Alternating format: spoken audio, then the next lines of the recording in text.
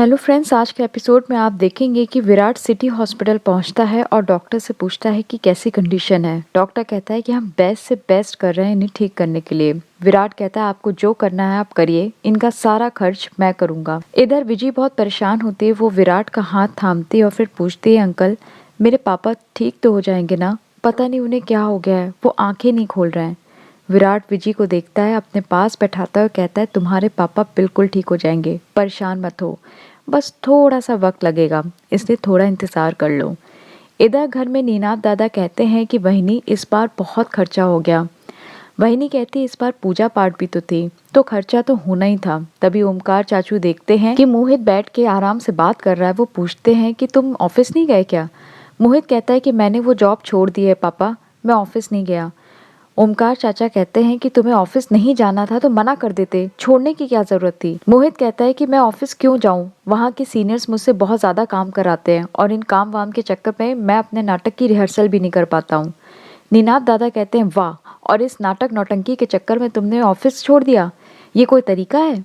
तभी ओमकार चाचा कहते हैं कि अगर तुझे काम नहीं करना है तो मना कर दे, पर हर दूसरे दिन नौकरी क्यों छोड़ के चला आता है? और इस नाटक नौटंकी के चक्कर में क्या तू जिंदगी भर ऐसे ही बैठा रहेगा? तू कभी कमाना नहीं चाहता मोहित? तेरे अंदर कोई शर्म हया बची भी है कि सब बेच खाया है? सोनाली चाची कहती हैं कि मत डांटिए, बच्चा बड़ा हो गया है, वो अपना अच्छा बुरा समझ सकता है, और वैसे भी जॉब ही तो छोड़ी है, दूसरी नई जॉब ढूंढ लेगा। मोहित इतना होनहार जो है। मोहित कहता है कि मैं तो आपके साथ बिजनेस में हाथ बटा ही रहा था ना, पर काकू ने मुझे हटा दिया, वरना मैं तो आपके साथ लग के काम कर ही रहा था। काकू कहती हैं वाह, ये अच्छा है, मतलब अगर मैंने तुम्हें हटाया तो तुम्हें ये भी याद होगा कि मैंने तुझे हटाया क्यों। तू वहां पर बिजनेस में अपने बाबा का हाथ नहीं बटा रहा था, बल्कि उनका काम डबल कर रहा था। तू तो दिन भर बैठ के वहां एक्टिंग करता रहता था और यहाँ तुम्हारे बाबा दिन भर काम करते रहते थे, और वहां तुझे मिल गई ये करिश्मा, फिर तू इस लड़की से शादी करके यहाँ ले आया। सच्चाई तो ये है मोहित कि जब निठल्लों को मुफ्त की रोटियां तोड़ने की आदत हो जाए ना, तो वो जिंदगी भर काम करते नहीं है। करिश्मा जोर जोर से चिल्लाने लगती है और कहती है कि मुझे नहीं पता कि मोहित हर दूसरे दिन जॉब क्यों छोड़ देता है, पर उसके चक्कर में आप लोग मुझे क्यों सुना रहे हैं? भवानी काकू कहते हैं चुप कर, तेरा मुंह कुछ ज्यादा ही चलने लगा है। तुझे समझ में नहीं आता कि किस तरह से बड़ों से बात करनी चाहिए? देख पत्रलेखा को और बन कुछ उसकी तरह। आज तक उसने अपने बड़ों को एक बार भी पलट के जवाब नहीं दिया है। तभी सोनाली चाची कहती है करिश्मा तेरी जबान कुछ ज्यादा ही चल रही है, मुझे तो ऐसा लग रहा है कि खरबूजे को देख के खरबूजा रंग बदल रहा है। देख रहे हैं वही आप? भवानी काकू कहते हैं हाँ, मुझे तो इसी बात का डर था। जैसे सई की जबान कैंची की तरह चलती है, वैसे इसकी भी चलने लगी है। इसको घर से बाहर जब फेंका जाएगा तब इसे समझ में आएगा। करिश्मा कहती है आप मुझे ऐसे कैसे घर से बाहर फेंक सकती है, मजाक समझ रखा है क्या? सरकार ने इतने कानून बना रखे हैं, ये मत भूलिए।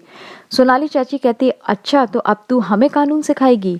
पाकी कहती है चुप हो जाओ करिश्मा, ऐसे नहीं बोलते, बड़ों को पलट के जवाब नहीं देते। अगर वो तुम्हें डांट रहे हैं, कुछ कह रहे हैं तो तुम्हारे ही भले के लिए वो कुछ बोलते हैं। भवानी काकू कहती है चुप हो जाओ पाकी, इसे को समझाने की जरूरत नहीं है। मैं मोहित को सिर्फ 7 दिन का वक्त देती हूँ, अगर इन 7 दिनों में इसने नई जॉब नहीं ढूंढी और अपनी बीवी का खर्चा नहीं उठाया तो इसकी पॉकेट मनी इस घर से मिलनी बंद हो जाएगी। अश्विनी काकू कहती हैं कि मोहित मुझे पता है तू बहुत होशियार लड़का है, अगर तू कोई भी काम करेगा और वो भी दिल से तो तू करके ही दिखाएगा। मुझे पता है तू इस बार जो जॉब करेगा वो तू लंबे समय तक करेगा। मोहित कहता है कि अब तो मुझे करनी पड़ेगी, मेरी बीवी के सम्मान की जो बात है काकू। इधर सई देर रात पढ़ाई कर रही होती है, पर उसका पढ़ाई में मन नहीं लगता। बार बार विराट की बातें, विराट के ख्याल उसको परेशान करते रहते हैं। सई कहती ये क्या हो रहा है, मुझे तो पढ़ाई पे फोकस करना है, फिर बार बार मैं विराट सर के बारे में क्यों सोच रही हूँ? क्या ऐसा तो नहीं कि मैं उन्हें मिस करने लगी हूँ? पर विराट सर मेरा फ़ोन ही नहीं उठाते। सई बालकनी में जाती है और बार बार विराट को फोन करती है, पर विराट का फोन विजी के पास होता है। वो मोबाइल पे गेम्स खेल रही होती है और सई का कॉल देखते बार बार डिस्कनेक्ट कर देती है। विराट को इस बारे में पता भी नहीं होता। इधर पाकी देखती है तो पास आती है सई के और कहती है सई क्या हुआ? कल तो तुम बड़ा कह रही थी कि विराट सर ने तुम्हें जबरदस्ती अपने हाथों से खाना खिलाया, फिर आज विराट सर तुम्हारा फोन क्यों नहीं उठा रहे हैं, काट रहे हैं? कहीं ऐसा तो नहीं कि वो तुम्हें इग्नोर करना शुरू कर चुके हैं और तुम ये बात समझ ही नहीं पा रही हो? सही कहती है कि मैं पुलिस वाले की बेटी हूँ और इसलिए मुझे अच्छे से पता है कि जब कोई पुलिस वाला किसी अपने काम में बिजी होता है तो वो किसी का भी कॉल नहीं उठाता। मेरे बाबा भी ऐसा ही करते थे, जो विराट सर कर रहे हैं, होंगे वो किसी काम में व्यस्त, इसलिए मेरा फ़ोन नहीं उठा रहे हैं। पाकी कहती ये बढ़िया बहाना है अपने दिल को बहलाने का, तुम अपने दिल को बहलाओ और बार बार नंबर ट्राई करो। इतना कह के वो वहाँ से चली जाती है। सई एक बार फिर से फोन मिलाती है, पर क्योंकि विजी मोबाइल पे वीडियो गेम खेल रही होती है जिससे मोबाइल की बैटरी डाउन हो जाती है, मोबाइल स्विच ऑफ हो जाता है। सई परेशान हो जाती है और फिर डीआईजी साहब का नंबर निकालती है, उनके विजिटिंग कार्ड पे जो नंबर दिया है उस पे कॉल करती है और डीआईजी साहब को फ़ोन मिलाती है। डीआईजी साहब भी नंबर देख के चौंक जाते हैं और फिर कहते हैं हेलो। सई कहती है कि मैं सई बोल रही हूँ, एसीपी विराट की वाइफ। मैं बार बार उन्हें कॉल कर रही हूँ पर वो फ़ोन ही नहीं उठा रहा है मेरा, और अब तो नंबर भी स्विच ऑफ हो गया है। इतनी देर रात हो गई, उनकी कोई खबर नहीं, इसलिए सर मैंने आपको कॉल किया। आपको बुरा लगा हो तो मुझे माफ़ कर दीजिएगा। डीआईजी साहब कहते हैं नहीं नहीं, इसमें बुरा मानने वाली कोई बात नहीं है, मैं अभी तुम्हें बताता हूँ क्या स्टेटस है, मैं पता करता हूँ। इधर देर रात 2:30 बज चुके होते हैं और बाकी भी बहुत परेशान हो जाती है। वो सोचती है हे भगवान, पता नहीं विराट कहाँ चला गया, इतनी रात हो गई पर विराट का कुछ अता पता ही नहीं है। कहीं ऐसा तो नहीं कि वो घर वापस ही ना आए, सई और उसके बीच में कुछ ऐसी झड़प हो गई हो, या कहीं ऐसा तो नहीं कि विराट खुद को कुछ कर ले। नहीं नहीं, मैं विराट को किसी हाल में नहीं खो सकती, मुझे कुछ करना ही होगा। विराट की गोद में विजी सो जाती है, विराट भी छपकने लग। फिर अचानक वो जब टर्न होता है तो सामने हॉस्पिटल में सई को खड़ा देखता है। विराट कहता है तुम यहाँ क्या कर रही हो और तुम्हें कैसे पता कि मैं यहाँ हूँ?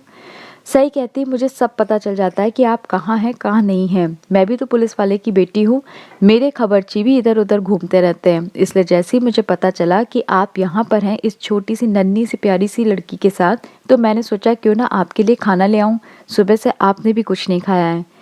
विराट कहता है वो तो ठीक है, पर मुझे ये तो बताओ कि तुम यहाँ कर क्या रही हो, यहाँ तुम्हें कैसे पता चला कि मैं यहाँ हूँ? सई कहती ये मैं नहीं बताऊंगी, बस मेरे खबरचियों ने मुझे बता दिया। विराट कहता है ठीक है बाबा, मुझे पता है तुम नहीं बताओगी, तुम्हें पता है सही इसके बाबा का नाम भी सम्राट है, इसलिए मैं चाहता हूँ कि इसके बाबा जल्द से जल्द ठीक हो जाएं, बेस्ट से बेस्ट इलाज हो रहा है इनका। सही कहती है आपको परेशान होने की ज़रूरत नहीं है विराट सर, मैं समझ सकती हूँ, इसके बाबा भी ठीक हो जाएंगे और आपके भाई सम्राट दादा भी वापस आ जाएंगे, आप देखना। फिर दोनों लोग एक दूसरे को देख के हंसने लगते हैं। मुझे पता है आज आप खुद से खाना नहीं खा सकते, इसलिए आज मैं आपको अपने हाथों से खाना खिलाऊंगी। सई विराट को अपने हाथों से खाना खिलाती है और इसी के साथ एपिसोड का दी एंड हो जाता है। कल के एपिसोड में आप देखेंगे कि एक लेटर आता है लद्दाख से और पाकी को वहाँ बुलाया जाता है। भवानी काकू कहती हैं कि मैं ज़रूर चाहती हूँ कि पाकी लद्दाख जाए। विराट कहता है पाकी अकेली लद्दाख नहीं जाएगी, मैं भी जाऊंगा। पाकी कहती है ठीक है फिर मैं 2 टिकट करा लूँ। तभी अश्विनी काकू कहती है 2 नहीं 3 कराओ, क्योंकि मैं चाहती हूँ सई भी तुम दोनों के साथ जाए। ये सब होगा कल के एपिसोड में। अगर आपको हमारा चैनल पसंद है तो प्लीज़ हमारे चैनल को लाइक शेयर सब्सक्राइब ज़रूर करें।